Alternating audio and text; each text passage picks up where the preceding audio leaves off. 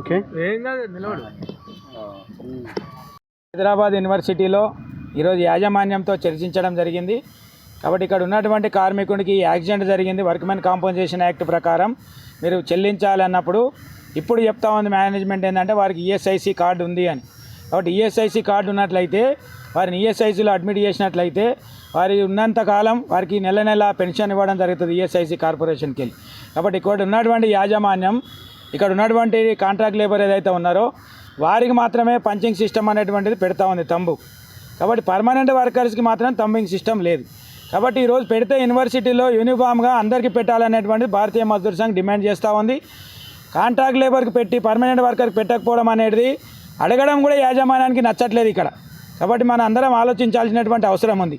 మాకంటే ఎక్కువ డబ్బులు తీసుకొని జవాబుదారీతనంగా యూనివర్సిటీలో ఉన్నటువంటి వ్యక్తులు, పర్మనెంట్ కార్మికులు, వాళ్ళకి పంచింగ్ సిస్టమ్ ఉండదు. తక్కువ జీతము, మేము చేసుకున్నటువంటి పని, మా పని విధానం వేరు, మా పని వేరు, మాకు తంబింగ్ సిస్టమ్ ఉంటుంది. కాబట్టి ఈరోజు శనివారంకి వచ్చేసరికి సిగ్నేచర్ పెట్టాలి. ఎందుకు సిగ్నేచర్ పెట్టాలి? శనివారం పర్మనెంట్ స్టాఫ్ ఆ రోజు డ్యూటీకి రారు కాబట్టి కాంట్రాక్ట్ వాళ్ళు మాత్రమే సిగ్నేచర్ పెట్టాలి.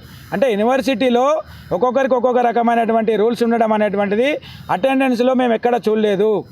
ఏ ఇండస్ట్రీలో పోయినా ఎక్కడ పోయినా అటెండెన్స్ విషయంలో అందరికి ఒకే పద్ధతి పాటించాలనేటువంటిది భారతీయ మజ్దూర్ సంఘం డిమాండ్ చేస్తూ ఉంది.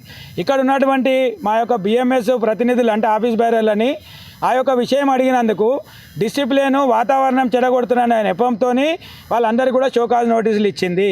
కాబట్టి భారతీయ మజ్దూర్ సంఘం ఏం డిమాండ్ చేస్తూ ఉందంటే ఆ షోకాజ్ నోటీసులను వెనకకు తీసుకొని మేము అడిగినటువంటి న్యాయపరమైనటువంటి కోరికలు ఏవైతే ఉన్నాయో వాటన్నిటిని కూడా తొందరగా పరిష్కారం చేయాలి.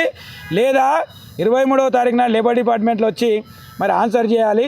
గతంలో లేబర్ కౌన్సిల్ లేబర్ డిపార్ట్మెంట్లో మీకు సమావేశం అయినప్పుడు మీరు అక్కడ ఏం ఆన్సర్ చేయలే. పాత సిస్టమ్ ఉంది, దాన్ని కంటిన్యూ చేస్తాం, మళ్ళీ మేము ఇది ఫైనల్ అయ్యేంత వరకు దాన్ని ఏం చేయమని.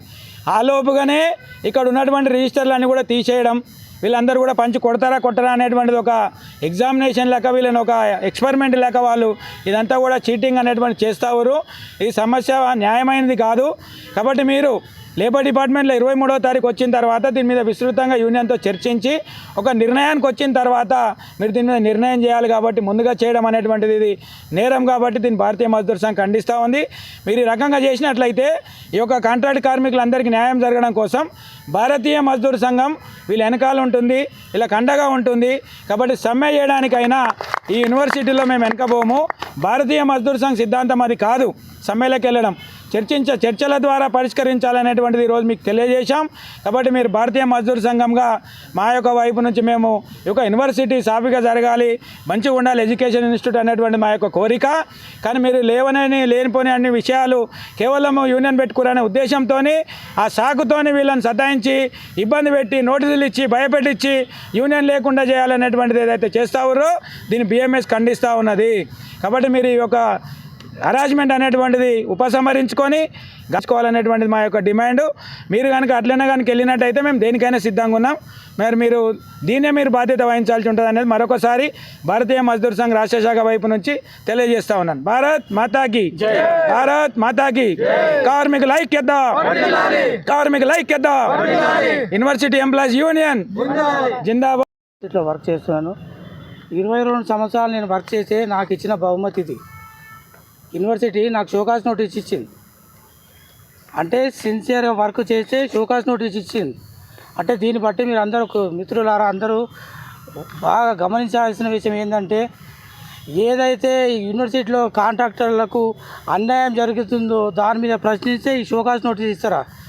ఈ షోకాస్ నోటీసు మేము భయపడము, దీనికి రిప్లై ఇస్తాము. ఇంకొకటి మేము ఏదైతే మా బెనిఫిట్స్ పైన మాకు రావాల్సిన వేతనాలు, బోనస్ కానీ, గ్రాడ్యుయేట్ కానీ, ఈక్వల్ టు ఈక్వల్ అది రెగ్యులరైజేషన్ కానీ ఏదైతే ఆపుతున్నారో అది సాధించే వరకు మేమైతే పోరాటం సాగిస్తాము. ఇంకొకటి ఇప్పుడు తంబు విషయం అని చెప్పారు. మేము ఆల్రెడీ ఫిబ్రవరి 16కు లేబర్ కమిషనర్కి వెళ్ళాము.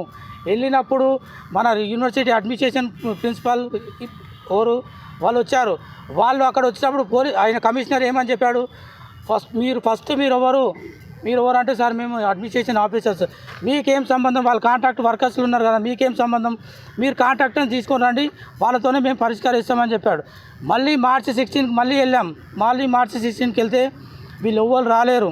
ఓన్లీ మళ్ళీ సేమ్ యాజిటీస్గా మన ప్రిన్సిపల్ ఎంప్లాయీసే వచ్చారు కానీ అక్కడ ఎవరినో పనికిరానోని సూపర్వైజర్ తీసుకుని వచ్చి ఇప్పటి వరకు యూనివర్సిటీ కాంట్రాక్ట్ సాయినాథ్ కాంట్రాక్ట్ వచ్చినప్పటి నుంచి ఎవరైతే సూపర్వైజర్ని ఈయననే కాంట్రాక్ట్ అని తీసుకొచ్చాడో అతను ఒక్కసారి కూడా యూనివర్సిటీలో లేడు. జస్ట్ ఏదో నామకే వాస్తా తీసుకొచ్చాడు. అప్పుడే మేము అడిగాం, నువ్వు యూనివర్సిటీ సాయినాథ్ కాంట్రాక్ట్ వర్కర్వా, నీ ఐడి కార్డు చూపించమని అడిగాం. అతని దగ్గర ఐడి కార్డు లేదు. కాబట్టి మిత్రులారా, మేము ఏదైతే అక్కడ పోయి వచ్చినామో అది విత్ రికార్డ్తోని అక్కడ మినిట్స్లో రాసుకొని అడ్మినిస్ట్రేషన్ అభిషేక్, సతీష్, ఇంకోరు మన జీవీ రెడ్డి గారు, ఎవరైతే 4 మెంబర్స్ భరత్ భూషణ్, వీళ్ళు 4 మెంబర్స్ ఎవరైతే మినిట్స్లో సైన్ చేశారో అదే మినిట్స్ కాపీ తీసుకొచ్చి 2 డేస్ బిఫోర్ తంబును బహిష్కరిస్తున్నాము, సాటర్డే విషయము సైన్ చేసేది అడ్మినిస్ట్రేషన్లో బహిష్కరిస్తున్నాము అని 2 రోజుల ముందే మేము లెటర్ ఇచ్చాము. లెటర్ ఇచ్చి చేసాం. మేము వితౌట్ ఇన్ఫర్మేషన్, వితౌట్ రికార్డ్ లేకుండా ఏ పని చేయలేదు. మా యూనియన్ అన్నీ చేసినాం. మేము చేసినాక కూడా మళ్ళీ మాకు రిప్లై లేదు. మా డిమాండ్స్కి మీకు రిప్లై ఇయ్యరు. మాకు రావాల్సిన వేతనాలు మాకు ఇవ్వరు. మళ్ళీ పిరిపిగా మా తర్వాత మమ్మల్ని ఎక్కడైతే సాటర్డే రోజు మీరు చెప్తే నమ్మరు, సాటర్డే రోజు పోలీసు బందోబస్తు పెట్టి మమ్మల్ని ఆపాల్సిన పని ఏముందండి? అంటే మేము అంత జైలర్ కన్నా కనీసం ఒక మర్డర్ కేసు, ఒక రేప్ కేసు చేసిన వానికన్నా అక్కడ కనీసం పిలిచి నువ్వు ఏం జరిగింది, నువ్వు ఒకసారి రా, నీ పరిష్కారం అంటారు. కనీసం అది అడ్మినిస్ట్రేషన్ ఇంతవరకు మా యూనియన్ పిలిచి కనీసం మీకు మీ సమస్యలు ఏమున్నాయని కూడా ఇప్పటి వరకు అడగలేరు. హెరాస్మెంటే ఉంది, మొత్తం హెరాస్మెంటే ఉంది. దీనిపై మేము యూనియన్ చాలా కండిషన్. ఇప్పుడు కూడా ఈరోజు యాక్చువల్గా మాకు యూనియన్కు టైం ఇచ్చారు. మా ప్రెసిడెంట్ రాధాకృష్ణ సారు టైం ఇస్తే లాస్ట్ టైం పోయినప్పుడు మాకు అడ్మినిస్ట్రేషన్లో టైం ఇచ్చారు. ఈసారి జరిగిన విషయం ఏం తెలుసా? ఇంటర్నల్ ఎంప్లాయీస్, అవుట్సోర్సింగ్ ఎంప్లాయీస్ ఎవరు రావద్దు, ఎవరైతే మీరు బయట నుంచి యూనియన్స్ మెంబర్స్ వచ్చారో వాళ్ళు మాత్రమే రండి అంటే నొప్పి మాకు వచ్చిందా, వాళ్ళకు వచ్చిందా? ఎవరికి పని మేము చేస్తున్నామా, వాళ్ళు చేస్తున్నా? ఇప్పుడు సమస్య ఏంది అనేది మేము పని చేస్తున్నాం కాబట్టి మాకు తెలుసు. మా ఆఫీసర్ మాకు ఏం టార్చర్ చేస్తుండు, యూనివర్సిటీలో ఏం జరుగుతున్నది మేము చెప్తాము. నువ్వు మాకు చెప్పకుండా మా సార్ వాళ్ళని పిలిచి చేస్తే అది ఎంతవరకు న్యాయం? ఒకటే విషయం చెప్తున్నాను నేను అడ్మినిస్ట్రేషన్కు, యూనియన్ బ్యానర్స్ ఉన్నప్పుడు ఒక వర్కర్కు సమస్య వస్తే యూనియన్ వాళ్ళు, కమిటీ యూనియన్స్ వాళ్ళు పోయి ప్రశ్నించే హక్కు ఉందా లేదా? అదొకటి మీడియా మిత్రులకు ఒకటి బాగా గమనించాలి దయచేసి. మా యూనివర్సిటీ ఎక్కడి నుంచో ఎక్కడికో వెళ్ళిపోతుంది, కానీ ఇప్పటి వరకు అవుట్సోర్సింగ్ బిఎంఎస్ యూనియన్లో ఉన్న ప్రతి ఒక్కరికి, మా పెద్దలందరికీ, ప్రెసిడెంట్ గారికి, అందరికీ ముఖ్యమైన విషయం ఏంటంటే యూనివర్సిటీలో రకరకాల సిచ్యువేషన్ ఉంది. ఒక్క మాటగా నేను చెప్తాను ఏమంటే వర్కర్లందరికీ కూడా వేధింపులు అనేవి జరుగుతున్నాయి. ఆ వేధింపులు అనేది దయచేసి మేనేజ్మెంట్ గమనించి ఆ వేధింపులను తగ్గించుకుంటే మాకెంతో మంచిది. అలాగే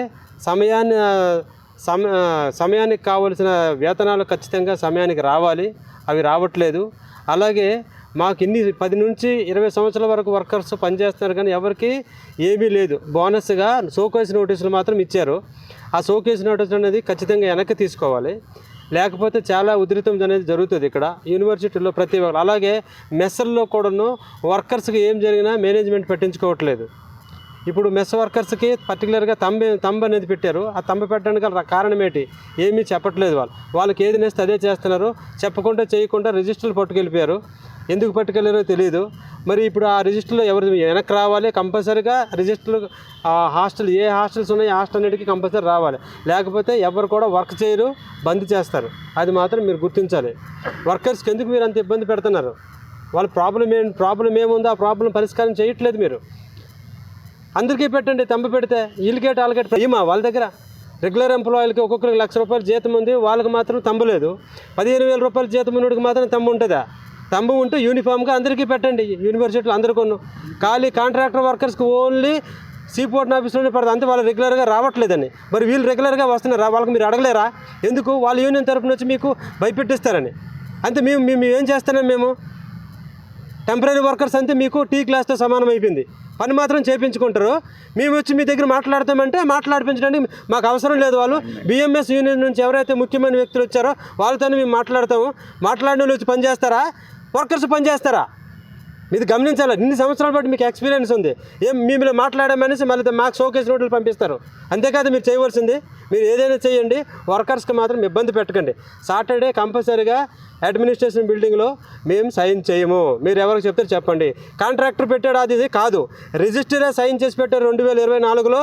ఖచ్చితంగా మీరు అందరూ సైన్ చేయాలని అన్ని డిపార్ట్మెంట్ హెడ్స్ పిలిపించి దాన్ని ఇంప్లిమెంటేషన్ చేశాడు అతను. ఎందుకు కాంట్రాక్టర్ ఎందుకు చేయలేదు? అది కాంట్రాక్టర్ రమ్మని చెప్పండి, మా దగ్గరికి మేము మాట్లాడతాం. కాంట్రాక్టర్ వస్తే మేము మాట్లాడతాం, మా బెనిఫిట్స్ మీరు ఎందుకు ఇవ్వట్లేదు, నువ్వు సైన్ చేయమని చెప్పావా నువ్వు అంటే అతను ఒప్పుకోలేదు లేబర్ కోర్టులో. ఇప్పుడు ఎందుకు చెప్తున్నాడు? నోటీసులు ఎందుకు ఇచ్చాడు? అతను చూశాడు. అతను మేమేం చేస్తాం ఇక్కడ, మీరు నోటీస్ ఇస్తే వాళ్ళు నోటీసులు ఇచ్చారు. మాకు ఇవన్నీ తెలుసు. మేము సహనంగా ఉన్నామని మమ్మల్ని కాలు కింద చెప్పుల్లాగా తాగేసిన టీ కప్పులాగా చూస్తే మాత్రం మీకు మంచిది కాదు. ప్రజలందరూ కూడా వర్కర్స్ అందరూ 900 మంది ఖచ్చితంగా యూనివర్సిటీని స్తంభిస్తారు, గుర్తుంచుకోండి. ఇంతే చెప్పదలుచు.